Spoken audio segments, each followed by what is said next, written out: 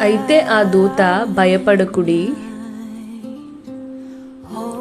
ఇదిగో ప్రజలందరికీ కలుగబోవు మహా సంతోషకరమైన సువర్తమానము నేను మీకు తెలియజేయుచున్నాను.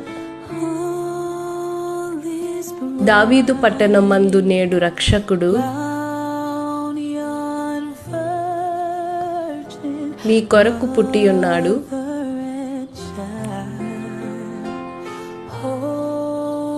ఈయన ప్రభువైన క్రీస్తు. దానికిదే మీ కానవాలు. ఒక శిశువు పొత్తి గుడ్డలతో చుట్టబడి